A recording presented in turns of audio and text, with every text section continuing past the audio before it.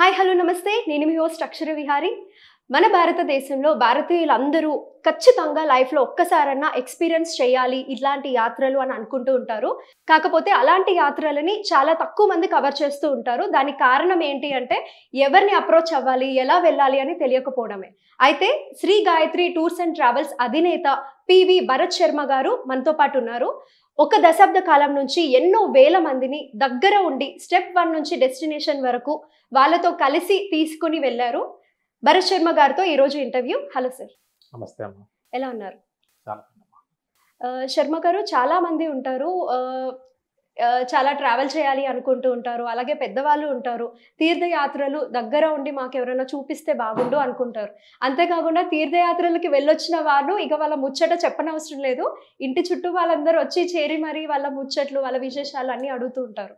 అయితే మనం సోషల్ మీడియాలో చూస్తూ ఉంటాము, లైక్ ఇన్స్టాగ్రామ్లో కూడా రీల్స్ పెడుతూ ఉంటారు, మేము అటు వెళ్ళొచ్చాం ఇటు వెళ్ళొచ్చామని. బట్ రీల్స్ కాబట్టి ఎంత కవర్ చేయలేరు వాళ్ళు ఇన్ఫర్మేషన్ని. చాలా తక్కువ టైంలో వాళ్ళు చెప్పేస్తూ ఉంటారు, ఇక్కడ స్టార్ట్ అయ్యాం, ఇక్కడ డెస్టినేషన్, ఇక్కడ హాల్టింగ్ అని. అయితే మా ప్రేక్షకుల కోసం మీరు ఎలాంటి ఎక్స్పీరియన్స్ ఇవ్వబోతున్నారు?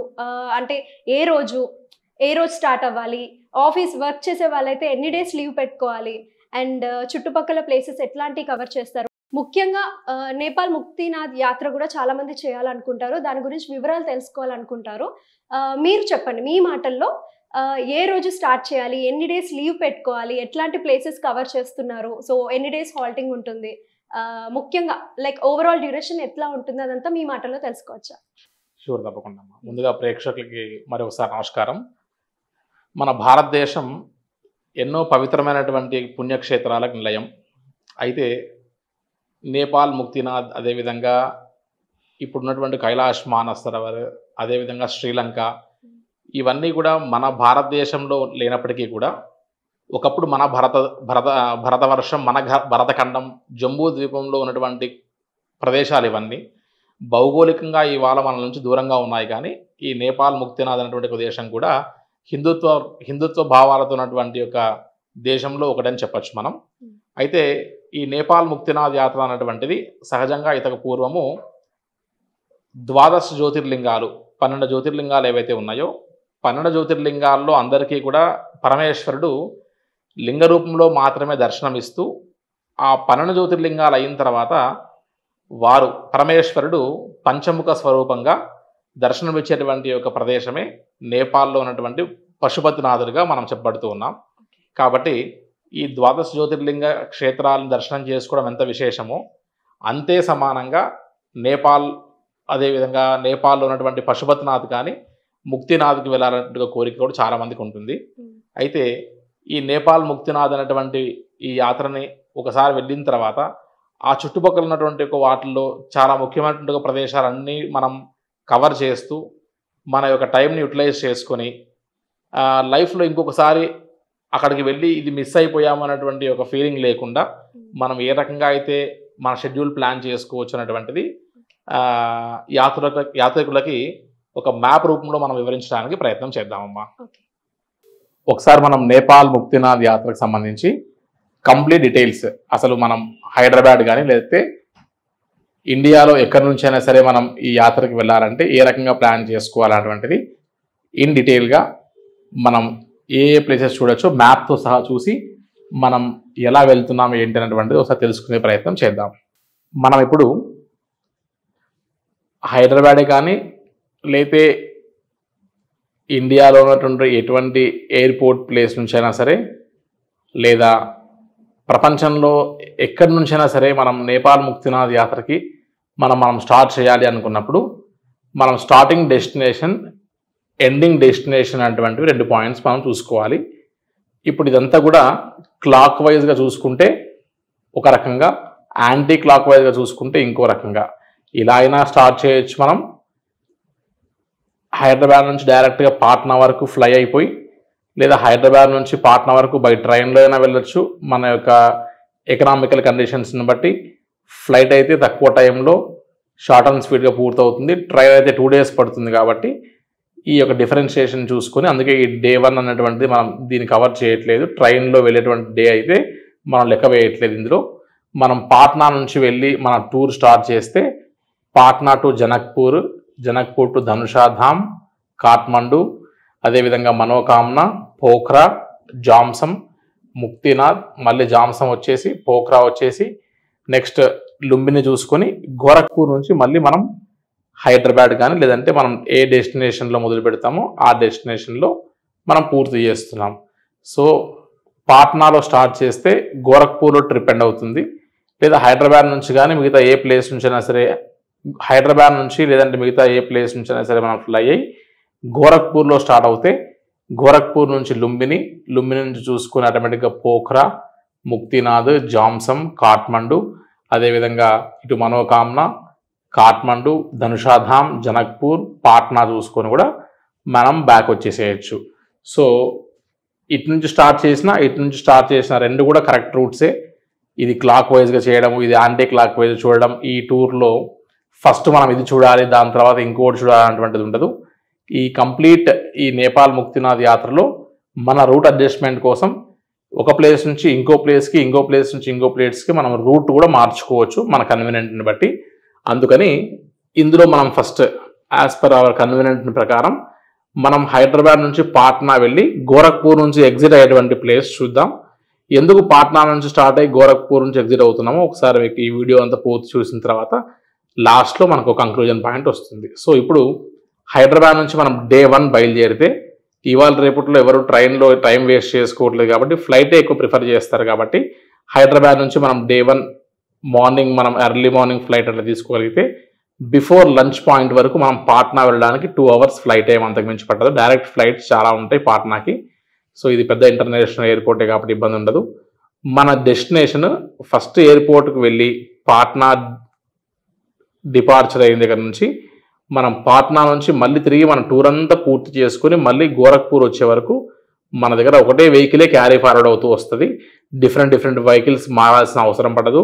ఈ ఎయిర్పోర్ట్ బయట నుండి మనం ఏదైనా చిన్న వెహికల్ అయినా లేదంటే ఎక్కువ గ్రూప్ ఉంటే పెద్ద బస్ అయినా సరే ఆ ఉన్నటువంటి పెద్ద వెహికల్ని బట్టి మనం బేస్ చేసుకొని మనం ఇక్కడ నుండి డే స్టార్ట్ చేస్తున్నాం. వన్స్ ఎయిర్పోర్ట్ బయటికి రాగానే మనకు ఎయిర్పోర్ట్ బయటే బస్సు వెయిట్ చేస్తుంటుంది. ఇక్కడ నుండి మనం స్టార్ట్ అయ్యి ఒక 50-55 కిలోమీటర్స్ వెళ్ళంగానే మనకు సీతామఢి అనేటువంటి ఒక ప్లేస్ ఇక్కడ టచ్ అవుతుంది.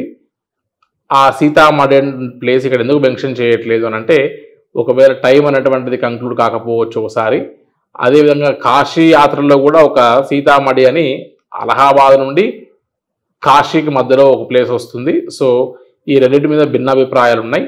ఇక్కడ సీతామఢి అనేటువంటి ఒక ప్లేస్ చూసుకోవచ్చు. ఒక 50-60 కిలోమీటర్స్ వెళ్ళిపోయిన తర్వాత మనం ఆల్మోస్ట్ 184 కిలోమీటర్స్ పాట్నా నుంచి ట్రావెల్ చేసి జనక్పూర్ అనేటువంటి ఒక ప్లేస్కి వెళ్తాం. ఇది సీతమ్మ వారి యొక్క జన్మస్థలము, జనక మహారాజు గారి దర్బారుగా కనబడుతున్నటువంటిది. సో ఈ యొక్క జనక్పూర్లో మనం ఫస్ట్ నైట్ హాల్ట్ చేస్తున్నాము. నెక్స్ట్ రోజు మార్నింగ్ డే 2న మనము ఈ జనక్పురి, అదేవిధంగా సీతమ్మ వారి యొక్క జన్మస్థలము, ఇక్కడ సీతారాముల వారికి పట్టాభిషేకం జరిగినటువంటి ఒక ప్రదేశము, లోకల్ సైట్ సీయింగ్లో చాలా నెంబర్ ఆఫ్ ప్లేసెస్, కనీసం ఒక 5-6 విశేషమైనటువంటి ఒక ప్లేసెస్ ఉంటాయి. రాముల వారికి సంబంధించినటువంటి విశేషమైన ప్లేసెస్ అన్ని చూసుకొని ఈ జనక్పూర్ నుండి మనం బ్రేక్ఫాస్ట్ కానీ లేదా లంచ్ కానీ చేసిన తర్వాత ఈ ధనుషాధామ్ అనేటువంటి ఒక ప్లేస్కి వెళ్తాం. ఈ ధనుషాధామ్ అనేటువంటిది జనక్పూర్ నుంచి 27 కిలోమీటర్స్ ఉంటుంది. ఈ 27 కిలోమీటర్స్ అనేటువంటి ఈ ధనుషాధామ్ అనేటువంటి ఒక ప్లేస్కి వెళ్ళిన తర్వాత ధనస్సుని విడిచినటువంటి ప్రదేశము. సో ఇక్కడ పిడి, ఏదైతే ధనుస్సును పట్టుకున్న పిడి ఉందో ఆ పిడి ఇక్కడ పడి భూమిలో నుంచి నీళ్లు వస్తూ ఉంటాయి.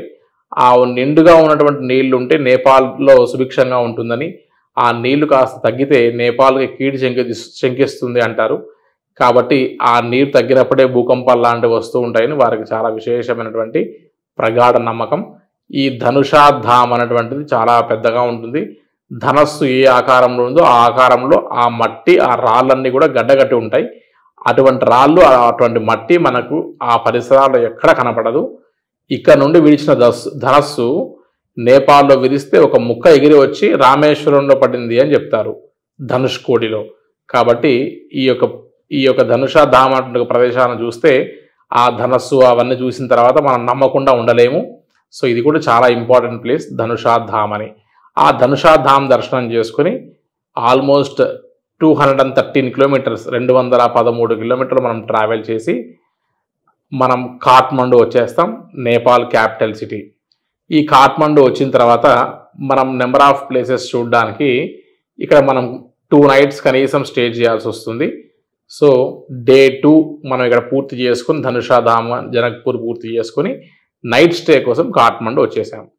ఇక్కడ నుంచి మొదలు పెడితే మనం ఏ ప్లేస్లో అయినా సరే కాంప్రమైజ్ అయి ఉండాల్సినటువంటి ఏ పరిస్థితుల్లో హోటల్స్ ఉండవు. ఇదంతా చక్కటి టూరిస్ట్ ప్లేసే కాబట్టి మంచి ఏసీ రూమ్స్, మంచి అకామిడేషన్సే ఉంటాయి. ఫుడ్ కూడా మన సౌత్ ఇండియన్ ఫుడ్డే. మనం హైదరాబాద్ నుంచి బయలుదేరిన దగ్గర నుంచి మన హైదరాబాద్ వచ్చే వరకు మన సౌత్ ఇండియన్ ఫుడ్డే మనం ఎంజాయ్ చేస్తాము. సో మనతో పాటు ఒక తెలుగు స్పీకింగ్ గైడ్తో పాటు మీకు అన్ని ఈ ప్లేసెస్ మీద అవగాహన ఉన్నటువంటి ఒక ట్రావెల్ గైడ్తో ఈ టూర్ సాగుతుంది. సో డే 2 నైట్ హాల్ట్ మనం కాఠ్మండు చేసిన తర్వాత నెక్స్ట్ రోజు డే 3 ఎర్లీ మార్నింగ్ పశుపతినాథ్ దర్శనము, అదేవిధంగా ఇక్కడ మన అభిషేకము అటువంటి కార్యక్రమాలన్నీ చేసుకోవచ్చు. సుమారుగా ఒక 1500 నుంచి 2000 రూపాయల్లో అభిషేకం కూడా ఇక్కడ పూర్తవుతుంది. సామాగ్రితో పాటు శక్తి లేని వారు దర్శనం చేసుకోవచ్చు మన అభిలాషను బట్టి. సో ఈ పశుపతినాథ్ అనేటువంటిది 12 జ్యోతిర్లింగాలన్నీ కూడా పూర్తయిన తర్వాత ఇక్కడ పంచముఖ స్వరూపంగా దర్శనం వచ్చేటువంటి ఒక శివలింగాన్ని మనం చూస్తాము. సో 12 జ్యోతిర్లింగాలు ఎంత విశేషమైనటువంటివో ఈ పశుపతినాథ్ని కూడా దర్శించుకోవడం అంత విశేషమైనటువంటిది అని చెప్తారు. సో ఈ యొక్క పశుపతినాథ్ టెంపుల్ దర్శనం చేసేసుకొని ఇక నుండి మనం జల్ నారాయణ అనే ఒక ప్లేస్ దర్శనంకి వెళ్తాం. మనం స్లీపింగ్ నారాయణమూర్తి, చాలా పెద్ద నారాయణ స్వామి వారు, శ్రీ మహావిష్ణువు నీళ్ళలో పడుకున్నటువంటి ఇది. చాలామంది ఇది ఫ్లోటింగ్ విగ్రహం అంటారు, కాదు, చాలా బరువైనటువంటిది, నీటిలో ఉంటుంది. సో పడుకున్నటువంటి శ్రీ మహావిష్ణువుని మనం ఈ పశుపతినాథ్ దగ్గర నుంచి కొద్ది దూరంలో చూసుకొని ఇక నుండి లోకల్ సైట్ సీయింగ్స్లోనే అమ్మవారి టెంపుల్, తర్వాత డోలేశ్వర్ మహాదేవ్ టెంపుల్ అని ఈ యొక్క లోకల్ సైట్ సీయింగ్లోనే మనం చూస్తాము. డోలేశ్వర్ మహాదేవ్ అనేటువంటిది మనకు ఇక్కడ మోపి స్థానం అయితే, కేదార్నాథ్ అనేటువంటిది మనకు చివరికి తలస్థానము అని చెప్తారు. కాబట్టి డోలేశ్వర్ మహాదేవ్ కూడా ఇక చాలా విశేషమైనటువంటిది. సో ఇవన్నీ పూర్తి చేసుకొని ఆవాలే ఓపిక ఉంటే local site seeings of Kathmandu ఏవైతే ఉన్నాయో, దర్బార్ స్క్వేర్, అదేవిధంగా రాజుగారి గది, ఇటువంటివన్నీ ఈ కాఠ్మండులో పూర్తి చేసుకుంటారు. సో డే 2 డే 3 అంతా కూడా కంప్లీట్గా మనము డే 2 నైట్ హాల్ట్ ఇక్కడ చేసిన తర్వాత డే 3 డే 4 కంప్లీట్గా మనకు షాపింగ్కి, పశుపతినాథ్కి, జల్ నారాయణ్కి, స్వయంభూ అనే బుద్ధా ప్లేసెస్కి, తర్వాత లోకల్ సైట్ సీయింగ్స్లో ఉన్నటువంటి నెంబర్ ఆఫ్ ప్లేసెస్ కవర్ చేసుకుంటూ షాపింగ్ లాంటివి చేయడానికి కూడా ఈ యొక్క కాఠ్మండు అనేటువంటిది కాస్త అనుకూలమైన ప్రదేశం అని చెప్తారు. కాబట్టి ఇక్కడ day 2 night, day 3 and day 4 night అంతా ఇక్కడ గడిచిపోతుంది. సో మనం 3 nights కాఠ్మండులో పెట్టుకోగలిగితే 2 days కనీసం మనం కాఠ్మండులో ఎంజాయ్ చేయొచ్చు, ఆ ప్లేసెస్ని చూడొచ్చు. కాబట్టి సో ఈ ప్లేస్ అనేటువంటిది ఇక్కడికి వెళ్ళిన తర్వాత ఎవరెస్ట్ మౌంటైన్ కూడా ఒక రైడ్ ఉంటుంది. ఈ కాఠ్మండులోనే ఒక 30 minutes డ్రైవ్కి వెళ్తే మన ఇండియన్ కరెన్సీలో ఒక 10,000 రూపీస్ మనం పెట్టుకోగలిగితే మనం మినీ హెలికాప్టర్స్లో, చార్టర్డ్ ఫ్లైట్స్లో తీసుకెళ్ళి మౌంట్ ఎవరెస్ట్ సంబంధించినవన్నీ ఒక 30 minutes ఫ్లై చేయించి ఎయిర్లో మనకు చూపించి గాలిలోనే మనల్ని ఆ యొక్క దర్శనం అంతా చేయించి తిరిగి ఈ కాఠ్మండు హోటల్లో మనల్ని దింపడం జరుగుతుంది. సో మౌంట్ ఎవరెస్ట్ రైడ్ అంటారు, అది కూడా ఒకటి పెట్టుకోవచ్చు. ఇదే సేమ్ ఎన్వైరన్మెంట్ మనం పోఖ్రా టు జామ్సమ్ కూడా ఫ్లై అవుతూ చూస్తాం. కాబట్టి అదంతగా ఎకనామికల్గా భావిస్తే వెళ్ళడం లేదు. సో డే 4 ఇక్కడ నైట్ అంతా పూర్తయిన తర్వాత డే 5 మనం బయలుదేరి 122 kilometers మనం ట్రావెల్ చేసి మనోకామన అన్నటువంటి టెంపుల్కి వెళ్ళడానికి ఇక్కడ రోప్ వే పాయింట్ ఉంటుంది. ఈ రోప్ వే పాయింట్కి 122 kilometers వెళ్ళి ఇక్కడ నుండి ఒక 30 minutes మనం రోప్ వేలో ట్రావెల్ చేయాల్సి వస్తుంది. ఆల్మోస్ట్ ఒక 5 kilometers ఉంటుంది. నెంబర్ ఆఫ్ రోప్ వేస్ ఉంటాయి. సో ఈ రోప్ వేలో మనం ట్రావెల్ చేసి వన్స్ ఇక్కడికి వెళ్ళిన తర్వాత ఆల్మోస్ట్ ఒక నిదానంగా చిన్నగా మనం నడిస్తే ఒక 1/2 kilometer డిస్టెన్స్ ప్లస్ కొద్దిగా మెట్లు ఉంటాయి ఇక్కడ. ఇవన్నీ కలిపితే ఒక 100 మెట్ల వరకు కావచ్చు. ఒక 1/2 kilometer వాక్ ఉంటుంది మనోకామనాదేవి శక్తిపీఠంకి వెళ్ళడానికి. ఇక్కడ మనస్సులో ఏది కోరితే అది నెరవేర్చేటువంటి ఒక అమ్మవారి దేవాలయం అని చాలా ప్రసిద్ధిగా చెప్తారు. సో ఈ మనోకామన టెంపుల్ దర్శనం చేసుకుని మనస్ఫూర్తిగా అమ్మవారిని మనం స్మరిస్తే ఏ కోరిక కోరితే ఆ కోరిక ఖచ్చితంగా ఇక్కడ నెరవేరుతుంది అని చెప్తారు. చాలా విశేషమైనటువంటి దేవాలయం. ఇక్కడ మనం దర్శనం చేసుకుని మళ్ళీ బ్యాక్ రోప్ వేలోనే మనం ట్రావెల్ చేసి ఈ పాయింట్కి వచ్చేస్తాం. Rope way up and down మన ఇండియన్ కరెన్సీలో మ్యాక్సిమం ఒక 500 నుంచి 600 రూపీస్ ఛార్జ్ అవుతుంది. ఈ ప్లేస్ నుండి మళ్ళీ ఒక 96 కిలోమీటర్స్ మనం ట్రావెల్ చేస్తే పోఖ్రా అనేటువంటి ఒక ప్లేస్కి వెళ్ళిపోతాం. ఈ పోఖ్రా అనేటువంటి ఒక ప్లేస్ హిమాలయాస్ అన్నీ కూడా స్టార్ట్ అయ్యేటువంటి ప్లేస్. హిమాలయాస్ అన్నీ కూడా ఈ ప్లేస్ నుండి మనకు స్టార్ట్ అవుతాయి. ఈ పోఖ్రాలో లేక్, తర్వాత వాటర్ ఫాల్స్, మంచి మౌంటైన్ రేంజెస్, హిమాలయాన్ కొండలు అన్నీ కనపడతాయి ఇక్కడ నుండి. ఈ పోఖ్రాలో మనం చూడవలసినటువంటి ఎక్కువ లోకల్ సైట్ సీయింగ్స్ అన్నీ 1 డే పడుతుంది. ఫీవా లేక్ అని, ఈ ఫీవా లేక్ మధ్యలో వారాహి అమ్మవారి టెంపుల్, తర్వాత బిందు మాధవ్ టెంపుల్, గుప్తేశ్వర్ మహాదేవ్ అని, అదేవిధంగా డేవిస్ ఫాల్ అని, ఇలా డిఫరెంట్ ప్లేసెస్ మనం ఈ యొక్క పోఖ్రాలో చాలా లోకల్ సైట్ సీయింగ్స్ చూడాల్సిన ప్లేసెస్ అన్ని కవర్ చేసుకుంటాం. మనం డే 5 నైట్ పోఖ్రాలో స్టే చేసి డే 5 రోజు మనం ఇవన్నీ కూడా పూర్తి చేసేసుకొని డే 5 మనం ఈ లోకల్ సైట్ సీయింగ్స్ అన్ని చేసేసుకొని ఇక్కడే స్టే చేస్తాం. నెక్స్ట్ మనం డే 6 మనం పోఖ్రా నుంచి బయలుదేరి జామ్సమ్కి చార్టెడ్ ఫ్లైట్లో 18 సీటర్ ఫ్లైట్స్లో మనం పోఖ్రా నుంచి జామ్సమ్ అనేటువంటి ఒక ప్లేస్కి ఫ్లై అవుతాం. ఒకవేళ క్లైమేట్ బాగలేకపోతే ఒక్కొక్కసారి ఒక ఫ్లైట్ ఫ్లై అవుతుంది, సెకండ్ ఫ్లైట్ ఫ్లై అవ్వడానికి కూడా ఛాన్సెస్ ఉండకపోవచ్చు క్లైమాటికల్ కండిషన్స్ వల్ల. సో అటువంటి టైంలో మనం ఇక్కడ నుండి బై రోడ్ 12 hours ట్రావెల్ చేసి జామ్సమ్కి వెళ్ళడానికి కూడా మనం ప్రిపేర్ అయి ఉండవలసి వస్తుంది. సో కంపల్సరీ మనం ఈ ఫ్లైట్ ఉంటేనే వెళ్ళాలి అనుకుంటే మాత్రం ఈ ఒక్క ప్లేస్లో మాత్రం మనం క్లైమాటికల్ కండిషన్స్ మీద డిపెండ్ అయి ఉంటాం కాబట్టి కొన్ని సందర్భాల్లో ఈ చార్టర్ ఫ్లైట్స్ ఫ్లై కాకపోయినా by road local jeeps and mini వ్యాన్స్లో కూడా జామ్సమ్ వరకు చేరుకోవాల్సి వస్తుంది.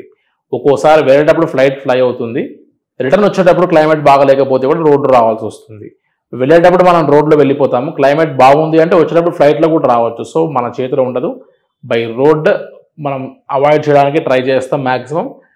కానీ హెలికాప్టర్స్ ఈ ఫ్లైట్స్ ఏవైతే ఉన్నాయో ఇవి సీజన్ని బట్టి అప్డేట్ అవుతాయి కాబట్టి కొన్ని వర్షాకాలంలో ముఖ్యంగా ఆగస్ట్ మంత్లో నేపాల్ ముక్తినాథ్ ఈ ప్లేస్లో వర్షాలు పడేటువంటి కాలం అని చెప్తారు. ఒక పోఖ్రాలో మాత్రమే రోజు ఎండ ఉంటుంది, వర్షం పడుతుంది, చలిగా ఉంటుంది, ప్లస్ మంచు కురుస్తుంది. సో ఈ 4 రకాల సీజన్స్ అన్నీ ఒక్కసారికి పోఖ్రాలో సేమ్ డేలో చూస్తాం మనం. కాబట్టి ఎప్పుడు ఎలా క్లైమేట్ మారుతుందో తెలియదు కాబట్టి ఈ యొక్క ప్లేస్లో మనం జాగ్రత్తగా అబ్జర్వ్ చేసి ఏదర్ బై చార్టెడ్ ఫ్లైట్ లేకపోతే బై జీప్ మనం వెళ్ళాల్సి వస్తుంది. జీప్ బై రోడ్డు వెళ్తేనేమో 159 కిలోమీటర్స్ వస్తుంది. అదే మనం చార్టెడ్ ఫ్లైట్లో ఫ్లై అవుతే ఒక 30 మినిట్స్లో మనం పోఖ్రా టు జామ్సమ్ చేరుకుంటాం. ఇక్కడ నుండి ఇంకో 27 కిలోమీటర్స్ మనం లోకల్ జీప్స్లో ట్రావెల్ చేస్తే గండకీ నది అంతా కూడా దాటుకొని ఈ గండకీ నదిలోంచి మనం ట్రావెల్ చేసి మనం ఇక్కడ ఒక 3 కిలోమీటర్స్ వాక్ ఉంటుంది. లైట్గా ఈ ప్లేస్లో వెళ్ళిన తర్వాత తల తిరిగినట్టుగా లేతే వామిటింగ్ సెన్సేషన్స్ లేతే ఇక్కడికి వెళ్ళిన తర్వాత కాస్త గిడ్డినెస్ అనేటువంటి అవకాశం ఉంటుంది. ఎందుకంటే ఆల్మోస్ట్ కొద్దిగా ఎక్కువ కాదు కానీ కొద్దిగా లైట్ హై ఆల్టిట్యూడ్కి వెళ్ళినటువంటి ఫీలింగ్ అనిపిస్తుంది. ఎవరైతే ఇక్కడ ఒక 10-15 నిమిషాలు కాస్త రిలాక్స్గా ఉండి కాస్త హాట్ వాటర్ టీ లాంటిది తీసుకొని మళ్ళీ ఈ డిస్టెన్స్ మనం కవర్ చేయొచ్చు. ఒకవేళ ఎక్కువగా ప్రాబ్లం అనిపిస్తే మాత్రం ఈ ప్లేస్లో పచ్చకర్పూరము బాగా కాస్త స్మెల్ చూస్తూ ఉన్నా సరే ఆక్సిజన్ పెరుగుతుంది.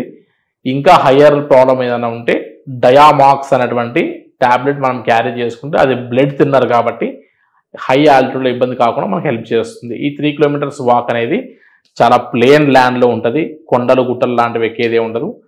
ఆ 3 కిలోమీటర్స్ వాక్ అయిపోయిన తర్వాత మనకు 360 స్టెప్స్ వస్తాయి. ఒకప్పుడు మనం డేంజరస్ రూట్లో వెళ్ళేటువంటి ఆప్షన్ ఉండేది, కానీ ఇక్కడ ఈ స్టెప్స్ కట్టిన తర్వాత కాస్త సేఫ్టీ ఉంది. కానీ 365 మెట్లు నిదానంగా ఎక్కచ్చు, మనకు ప్లెంటీ ఆఫ్ టైం ఉంటుంది. సో ఒక 1 అవర్ టైం తీసుకున్నా సరే జాగ్రత్తగా 1 to 2 అవర్స్లో మనం నిదానంగా వెళ్ళినా ఇబ్బంది లేదు. ఈ యొక్క 365 మెట్లు ఎక్కి మనం ముక్తినాథ్ వరకు మనం వెళ్ళిపోతాం. ఈ ముక్తినాథ్ వెళ్ళిన తర్వాత ఈ ముక్తినారాయణుడు టెంపుల్ చుట్టూ సప్త ఋషులు తపస్సు చేస్తుంటారని చెప్తారు. సో 7 హిల్స్ మధ్యలో ఈ యొక్క ముక్తినారాయణుడి యొక్క టెంపుల్ ఉంటుంది. ఈ దేవాలయం ఏదైతే ఉందో 108 దివ్య దేశాల్లో ఇదొకటి. అదేవిధంగా 8 ప్రదేశాల్లో శ్రీ మహావిష్ణువు కలియుగంలో వెలిసి ఉన్నటువంటి వాటిలో శ్రీరంగం, తిరుపతి, అదేవిధంగా ఈ ముక్తినాథ్ కూడా ఈ 8లో ఒకటి అన్నమాట. కాబట్టి 108 దివ్యదేశాల్లో ఒకటి, 8 కలియుగంలో శ్రీ మహావిష్ణువు నెలకొన్నటువంటి ఒక ప్రదేశంలో ఇది ఒకటి. కాబట్టి చాలా విశేషమైనటువంటి దేవాలయం. ఈశ్వరుడు కైలాసగిరిలో తర్పణం వదిలితే ఆ నీళ్ళన్నీ కూడా ఈ చుట్టూ 108 నందీశ్వరుల యొక్క దారులు ఉంటాయి. ఆ 108 నందీశ్వరుల నుంచి మనకు ఆ నీళ్ళన్నీ కూడా ఇక ప్రవహిస్తూ ఉంటాయి.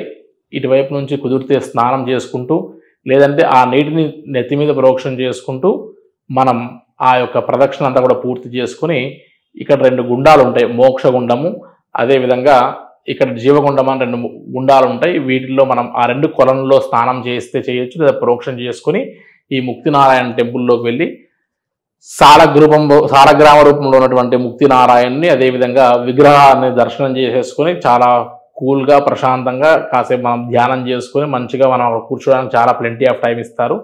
హడావిడి ఏముండదు. అక్కడ నుంచి పూర్తి చేసుకుని మళ్ళీ ఈ స్టెప్స్ దిగేసి, ఈ యొక్క స్టెప్స్ దిగకంటే ముందే ఒక 1/2 కిలోమీటర్ దూరంలో జ్వాలాముఖి అని ఒక ప్లేస్ ఉంటుంది. శ్రీ మహావిష్ణువు యొక్క దర్శనం అయిన తర్వాత ఆ ప్రదేశంలో శ్రీ మహావిష్ణువు దర్శనం పూర్తి అయిన తర్వాత ఆ ప్రదేశంలో శివుడు ఆయన నిత్య అగ్నిహోత్రం చేసుకోవడానికి నీటిలో జ్వాలం చేసుకున్న ప్రదేశము, నీళ్ళలో అగ్ని వెలుగుతూ ఉంటుంది ఇక్కడ. అది కూడా చాలా విశేషం. దర్శనం చేసుకొని ఈ 360 స్టెప్స్ దిగి మళ్ళీ 3 కిలోమీటర్స్ వాక్ యాజ్ యూజువల్గా పూర్తి చేసుకొని ఈ గండకి నది దాటుతూ మనం మళ్ళీ తిరిగి ఇక్కడ బస్ పాయింట్ ఒకటి ఉంటుంది, అక్కడ నుండి బస్ ఎక్కేసి లోకల్ బస్లోనే మనం ఈ జాంసం అనే ప్లేస్కి చేరుకుంటాం. ఈ జాంసం అనేటువంటి ఒక ప్లేస్కి వచ్చేసరికి ఆల్మోస్ట్ మనం మధ్యాహ్నం 2-3 అవుతుంది. ఆఫ్టర్నూన్ 2-3 అయ్యేసరికి క్లైమేట్ అంతా కూడా చాలా వరస్ట్గా మారిపోతుంది. ఇక్కడ నుంచి జాంసం నుంచి పోఖ్రాకి ఫ్లై అవ్వడం చాలా కష్టము. సో ఎప్పుడు కూడా పోఖ్రా టు జాంసం సేమ్ డేలో ఫ్లై అయ్యి అక్కడ నుండి ముక్తినాథ్ దర్శనం చేసుకొని మళ్ళీ జాంసంకి వచ్చేసి సేమ్ డేలో పోఖ్రా రావడం చాలా టఫ్ టాస్క్. కాబట్టి ఎట్టి పరిస్థితిలో ఒక నైట్ హాల్ట్ జాంసంలో ఉండాల్సి వస్తుంది. సో ఈ జాంసంలో ఒక రోజు మనం స్టే చేస్తే ఇక్కడ చాలా అద్భుతంగా ఉంటుంది. క్లైమేట్ కూడా కొద్దిగా చలిగా ఉంటుంది. సేఫ్టీ కోసం కాస్త shoe, gloves and thermal wears లాంటివి ఏమైనా వేసుకుంటే ఈ యొక్క జాంసం ముక్తినాథ్ దగ్గర మాత్రమే మనకి ఈ యొక్క వింటర్ జాకెట్స్ లాంటివి అవసరం పడతాయి. ఇక్కడ రూయిస్ ఇస్తారు, ప్లస్ మంచి హోటల్, మంచి ఫుడ్ అని లభిస్తుంది ఇక్కడ. సో ఫెసిలిటీస్కి ఎటువంటి ఇబ్బంది లేదు. మంచి వుడెన్ హౌసెస్ కూడా లభిస్తాయి ఇక్కడ. సో చాలా ప్రశాంతంగా ఇక్కడ మనం స్టే చేసి నెక్స్ట్ మనం పోఖ్రాకు బయలుదేరి ఎర్లీ మార్నింగ్ ఫ్లైట్లో పోఖ్రా వచ్చేస్తాం. సో వన్స్ ఈ పోఖ్రా వచ్చిన తర్వాత లోకల్ సైట్ సీయింగ్స్ ఏమైనా ఉంటే పూర్తి చేసుకొని ఇక్కడ ఒక షాపింగ్ లాంటివి ఏమైనా రుద్రాక్ష లాంటివి ఏమైనా తీసుకోవాలన్నా ఏదైనా కాట్మండ్లో కూడా షాపింగ్ చేసి ఉంటాం. ఇంకేమైనా మిగిలితే ఈ పోఖ్రా కూడా మంచి షాపింగ్ పాయింట్.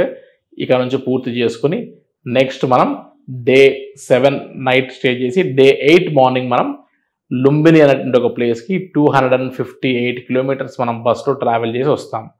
ఈ లుంబిని అనేటువంటి ఒక ప్లేస్కి వచ్చిన తర్వాత ఇది బుద్ధుడి బర్త్ ప్లేస్. సో ఆ లుంబిని అనేటువంటి ఒక ప్లేస్లో మనం నెక్స్ట్ రోజు ఎర్లీ మార్నింగే మనం ఇక్కడ దర్శనం చేసేసుకొని లోకల్లో కూడా చూడాల్సినటువంటి ఇంటర్నేషనల్ ప్లేసెస్ ఉన్నాయి, అవి కూడా ఓపిక ఉంటే చూసుకొని అగైన్ మనం ఈ లుంబిని అనేటువంటి ఒక ప్లేస్ నుండి ఇంకొక 127 కిలోమీటర్స్ హైవే రోడ్ ఇదంతా. జస్ట్ లుంబినికి 5-6 కిలోమీటర్స్ దూరంలో సొనాలి బార్డర్ అని, ఈ సొనాలి బార్డర్ మన ఇండియా నేపాల్కి సంబంధించి గోరఖ్పూర్కి దగ్గరగా ఉన్న బార్డర్. ఆ బార్డర్ ఫార్మాలిటీస్ పూర్తి చేసుకొని కేవలం 127 కిలోమీటర్స్ అంటే 2.5 to 3 అవర్స్లోనే మనం గోరఖ్పూర్ వచ్చేసి అవకాశం ఉంటే గోరఖ్పూర్లో గోరఖ్నాథ్ టెంపుల్ ఒకటి చూసుకొని స్ట్రైట్ అవే అక్కడ నుండి మనం బయలుదేరి ట్రైన్లో అయినా సరే లేదా ఫ్లైట్లో అయినా సరే మనం హైదరాబాద్ కానీ లేదా మిగతా ఏ డెస్టినేషన్స్లో అయినా సరే హైదరాబాద్ చేరుకోవచ్చు. ఇప్పుడు హైదరాబాద్ నుంచి పాట్నా అయినా హైదరాబాద్ నుంచి గోరఖ్పూర్ అయినా మనం అవైలబిలిటీ ఆఫ్ ఫ్లైట్ని, ఈ ఫ్లైట్ ఫేర్స్ని, అవైలబిలిటీ ఆఫ్ ఈ హోటల్స్ని బేస్ చేసుకునే మనం గోరఖ్పూర్ నుంచైనా ట్రిప్ స్టార్ట్ చేసి ఇలా వెళ్ళొచ్చు, లేదా పాట్నా నుంచైనా సరే ట్రిప్ స్టార్ట్ చేసి ఇలా వెళ్ళొచ్చు. ఇంకా కొంతమంది గోరఖ్పూర్ వరకు వెళ్ళి ఇక్కడ నుండి వారణాసి వెళ్ళి వారణాసిలో ఒక రోజు అలా స్టే చేసి దర్శనం చేసుకొని అక్కడ నుండి హైదరాబాద్ కూడా రావచ్చు. లేదా గోరఖ్పూర్ నుంచి అయోధ్య కూడా చాలా దగ్గర అవుతుంది. గోరఖ్పూర్ నుంచి అయోధ్య చూసుకొని అక్కడ నుండి గోరఖ్పూర్ నుంచి అయోధ్య చూసుకొని అయోధ్య నుంచి వారణాసి వచ్చి వారణాసి నుంచి కూడా హైదరాబాద్ రావచ్చు. సో ఇది మన యొక్క నేపాల్ ముక్తినాథ్ సంబంధించి చూడాల్సిన ప్రదేశాలు. జనక్పురి అనేటువంటి ఈ ప్రాంతం మాత్రమే చాలామంది స్కిప్ చేస్తారు, ఎందుకంటే ఇది పూర్తిగా మనం గమనిస్తే మ్యాప్లో ఒక చివరికి ఐసోలేటెడ్ అయి ఉంది. ఈ ఐసోలేషన్ అయినటువంటి ఈ పార్ట్ అంతా కూడా ఆల్మోస్ట్ ఒక 250 కిలోమీటర్స్ ప్లస్ 250 కిలోమీటర్స్, ఒక 500 కిలోమీటర్స్ డ్రైవ్ ఉంటుంది ఇదంతా. సో ఇంత హెవీ హెక్టిక్ జర్నీని మనము ఉండకూడదు అనుకున్నప్పుడు ఈ యొక్క జనక్పూర్ని తీసేసేసి మన మైండ్లో నుంచి డైరెక్ట్గా హైదరాబాద్ నుంచి గోరఖ్పూర్ వెళ్ళిపోయి గోరఖ్పూర్ నుంచి మనం కాఠ్మండు, లుంబిని, పోఖ్రా, ముక్తినాథ్ చూసుకొని మనోకామన చూసుకొని బ్యాక్ వచ్చేసేయచ్చు. సో అప్పుడు ఏంటంటే మనకు ఈ జనక్పూర్ అనేది మిస్ అయినప్పుడు అయ్యో మనం జనక్పూర్ చూడలేకపోయాము, ఇక్కడ కూడా చాలా ఇంపార్టెంట్ ప్లేసెస్ చాలా ఉన్నాయట అని ఎవరో వచ్చి చెప్పిన తర్వాత మన సబ్కాన్షియస్ మైండ్లో మళ్ళీ ఇక్కడ ఏదో మనం మిస్ అయ్యామన్నటువంటి ఫీలింగ్ ఉంటుంది.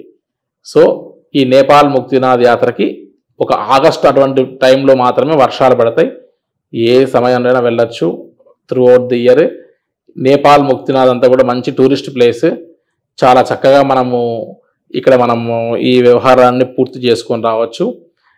క్లైమేట్ కూడా చాలా ప్రశాంతంగా ఉంటుంది, చాలా నిర్మలమైన క్లైమేట్, అదేవిధంగా మంచి పీస్ ఆఫ్ మైండ్ ఇచ్చేటువంటి ఒక ప్రదేశం. హోటల్స్ కూడా చాలా బాగుంటాయి, మంచి మంచి హాస్పిటాలిటీ ఉంటుంది. సో ప్రతి ఒక్కరు షార్ట్ అండ్ స్వీట్గా ఈ నేపాల్ ముక్తినాథ్ యాత్ర ఇప్పుడు ఉన్నటువంటి ఈ రూట్లో చేసుకొని రావడానికి ఈ యొక్క గైడెన్స్ అనేటువంటిది ఉపయోగపడుతుంది. కాబట్టి ఈ షార్ట్ అండ్ స్వీట్గా ఈ నేపాల్ ముక్తినాథ్ యాత్ర పూర్తి చేసుకోవచ్చు అనేది ఈ యొక్క ఛానల్ ద్వారా మనకు అందించేటువంటి యొక్క ఈ ఐటనరీ అనేటువంటిది ఉపయోగపడుతుందని మనసా వాచా కర్మన ఎక్స్పెక్ట్ చేస్తున్నాం. థ్యాంక్ యూ అండి. చాలా థ్యాంక్స్ భరత్ శర్మ గారు. నేపాల్ ముక్తినాథ్ యాత్రని చాలా చక్కగా వివరించారు. ప్రతి ఒక్క డీటెయిల్స్ కూడా చాలా చక్కగా ఉన్నాయి. అండ్ మన వ్యూవర్స్ చూసిన వాళ్ళకు కూడా చాలా క్లియర్గా ఉంటుంది. నాకైతే లైవ్ ఎగ్జాంపుల్ అయితే నాకు దొరికింది. నేనే వెళ్ళి చూసినంత ఎక్స్పీరియన్స్ అయితే నాకు అనిపించింది. సో చూశారు కదా, మీరు కూడా నేపాల్ ముక్తినాథ్ యాత్ర చేయాలనుకున్నవారు లేదా మీ ఇంట్లో ఉన్న మీ ఫ్యామిలీ మెంబర్స్ని కానీ లేదా ఫ్రెండ్స్ కానీ ఎవరైనా వెళ్ళాలనుకుంటే వాళ్ళకి ఖచ్చితంగా Shri Gayatri tours and travels వాళ్ళ డీటెయిల్స్ ఇవ్వండి. కింద కనిపిస్తున్న డిస్ప్లే నెంబర్కి కాంటాక్ట్ చేయండి. వెళ్ళాలనుకున్న వాళ్ళు, అలాగే ఈ ఇన్ఫర్మేషన్ ఇవ్వాలనుకున్న వాళ్ళు ఈ కాంటాక్ట్ నెంబర్ని ఖచ్చితంగా షేర్ చేయండి. ఎంజాయ్ చేయండి.